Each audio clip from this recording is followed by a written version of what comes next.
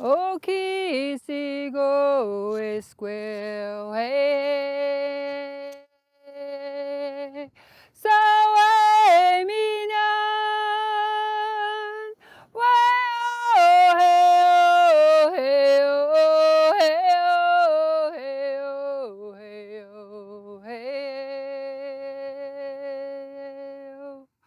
Way oh hey oh hey oh hey.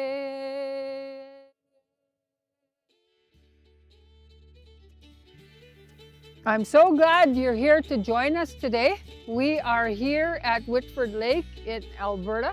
This is a synonymous place for our Métis people, and this is a special place for them. This was the place where they all joined and gathered and came hunting for the geese. So here today we're going to talk about the Goose Moon.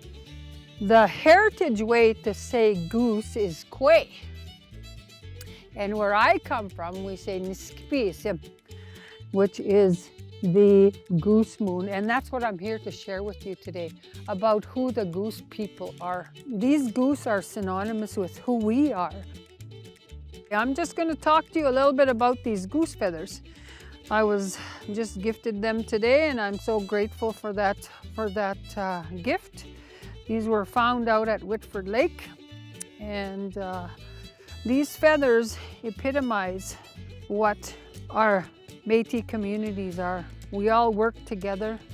We talk about reciprocity, and we talk about what it means to give and take, and only give and take what we need in our communities. And we all work together and help each other and talk about ways that we can help our people.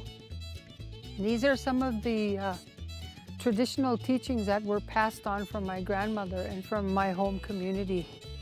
If you ever notice the geese when they're flying, they all fly in a V formation. And in that V formation, we have one leader that's leading, and then when they're done leading, they go to the back, and then they come, and there's always somebody there to take that lead. So a lot of times our people forget that, what it's like to fly and to honor everybody's wings, and to remind them that we are who we are because we are resilient people. Our family was one of the fur traders that helped the fur traders in Canada. There's the 4 brothers, and those 4 brothers taught our people how to work together and to survive using what was on the land. So that kinship, that community, and that development is what our people have been doing. Kwe is the way that we would say a goose. So when you have a goose that's flying, you ever notice that the goose's feathers go straight up like this way? That means they have that direction and they're falling, and they're using the kinetic energy that's up there to get them to that position. Always realizing that we have a plan and a destination. This is what we're doing to get from point A to point B. We need to talk about niskipîsim. This wind, he's here for a reason. This is to show us that we have a path that we're taking. And on that path, you're going to run into a lot of obstacles. But you know what?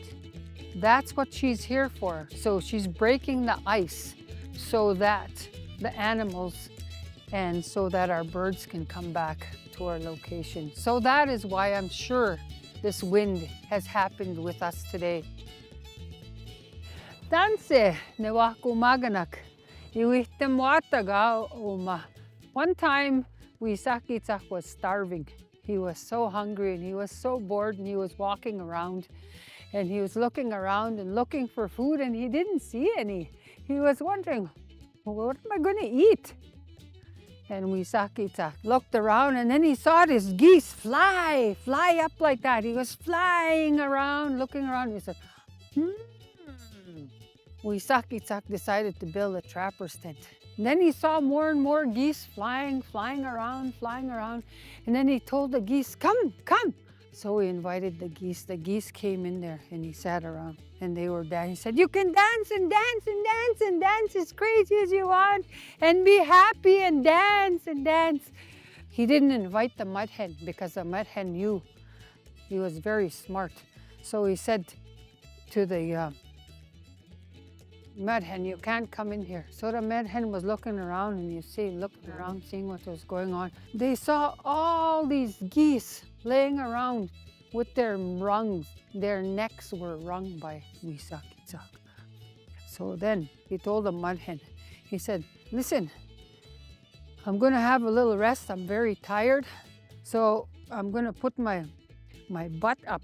So he put his butt by the fire. And then the mud hen played a joke on him. He moved that box. The askîhk burnt his butt. So the scabs were right by that stick. So on that stick, askîhk woke up from his sleep. And then he said, looked around, he couldn't find any of the geese anymore.